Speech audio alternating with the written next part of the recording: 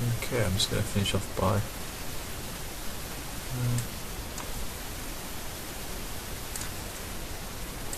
creating a layer for the arm.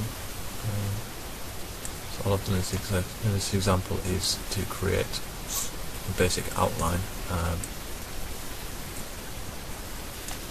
but as shown in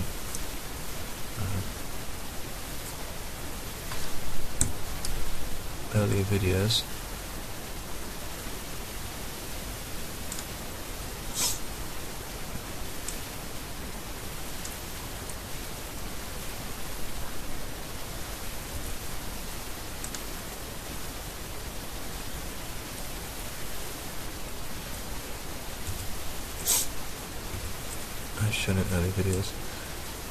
you can use a variety of techniques to create something which is a bit more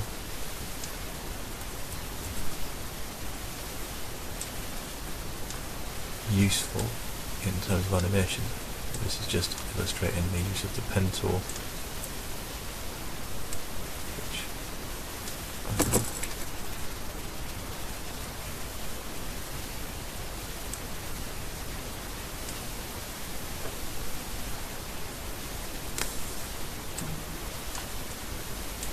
is a little bit more awkward to use in this situation with Captivate interfering with one of the shortcuts.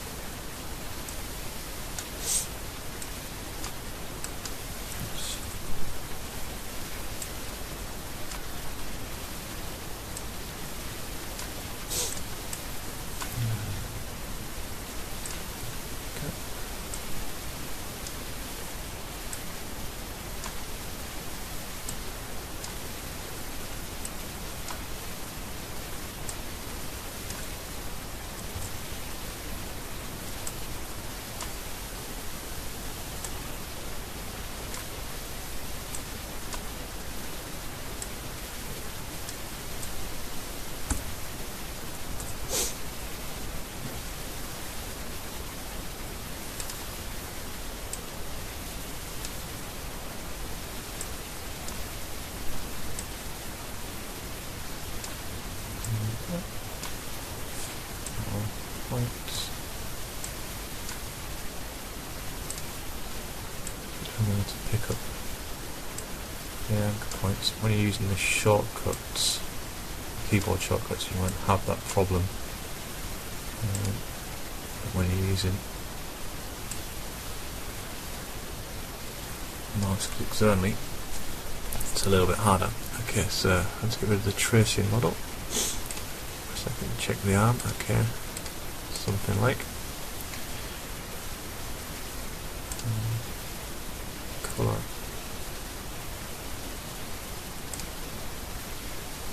and then I should just zoom out a little bit.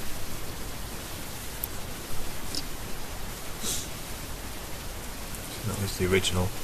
Made a few amendments, elongating the body so slightly, so it seemed a little bit compressed, just changing proportions here and there, like for instance the head's slightly more protruding now. I'm going to turn those layers off, the tracing layer,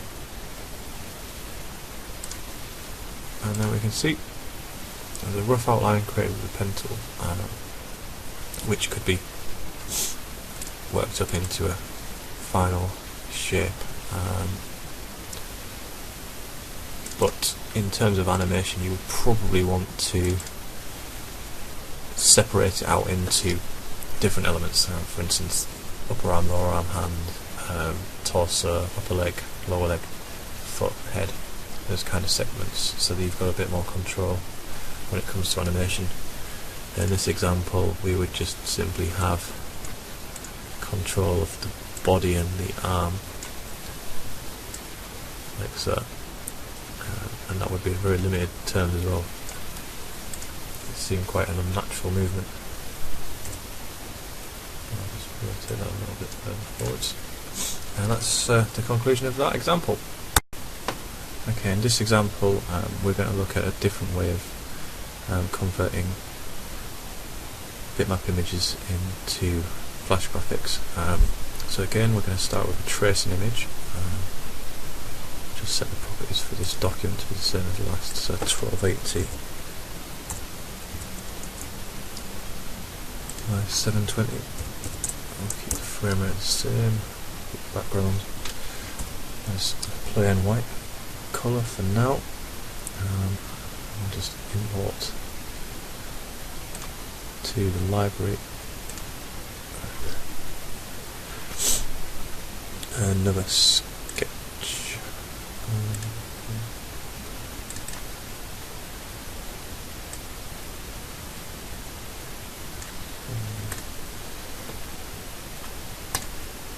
This one.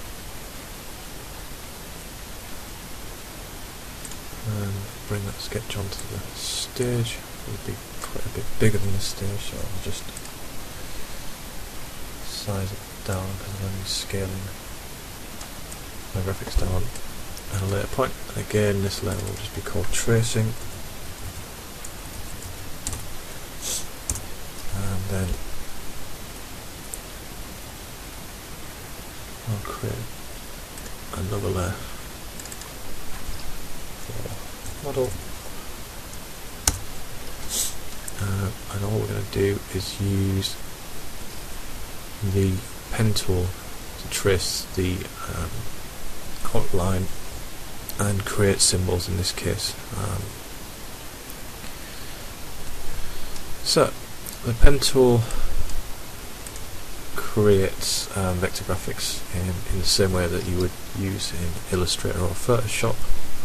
By default, all graphics in Flash are vector anyway, but this is just a different way of working. So if I just run through the basics, tracing there. When you use the pen tool, you create anchor points. So I click, and there is an anchor point. And I click again, and that's another anchor point. 2 anchor points connected equals a line segment. First, I'll do that backwards. When you first click a point, if you click and drag, you can pull out handles. Each anchor point can have up to 2 handles. These describe the way that the line comes in and out of that anchor point. So currently, the line is coming out in that direction. If I create another anchor point over here and drag at the same time, you'll notice that this handle here and this handle here are describing the curve between those 2 anchor points, and that's known as a Bezier curve, which is mathematically calculated. Now if I use the Alt key, I can change actually a little bug between the software that I use to record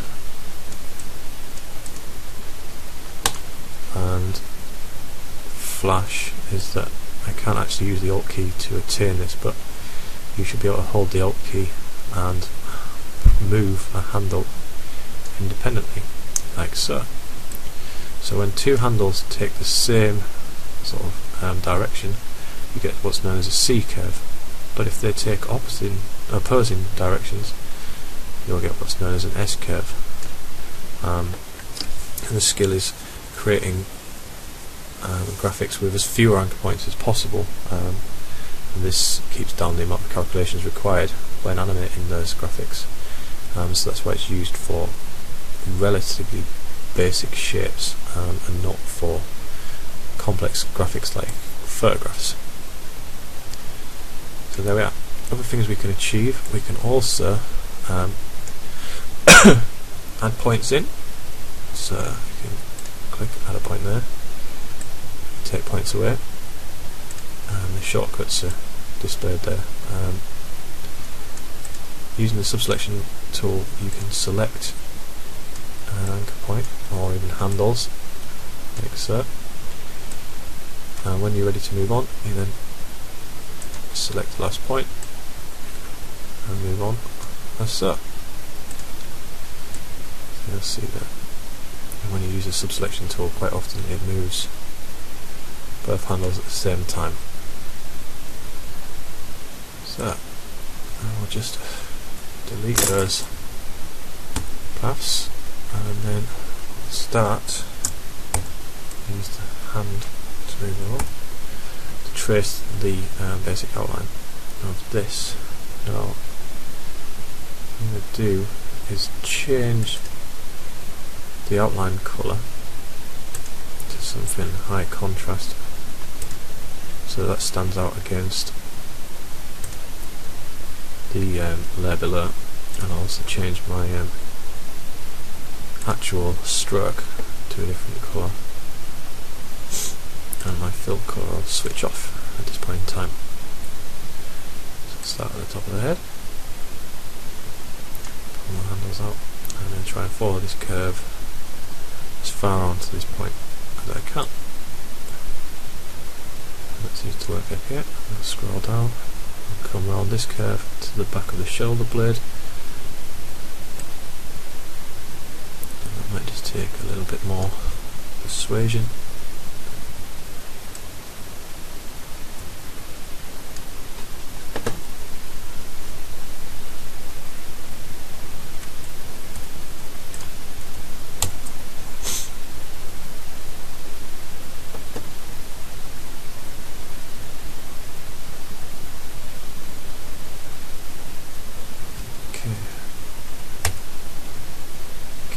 Slight issue there, so I'll have to manually select the convert point tool. There we go. And this one's going to point back down the back. Should be able to take that curve with a pretty straightforward sweep. So I'll go to this point here.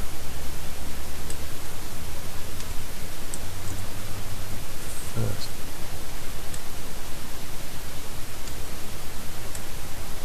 remembering to reselect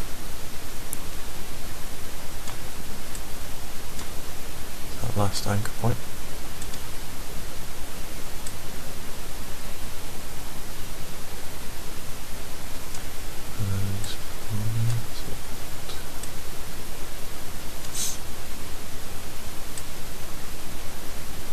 I just noticed at that point there that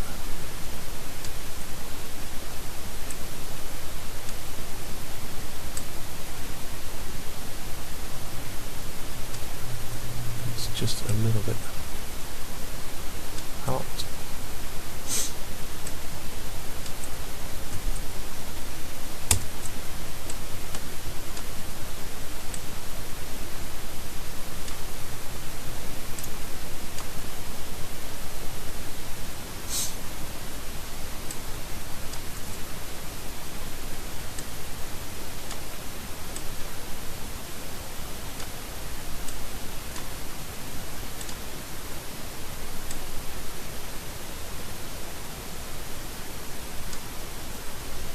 Hopefully that should illustrate enough. If I just turn off the tracing layer for a second,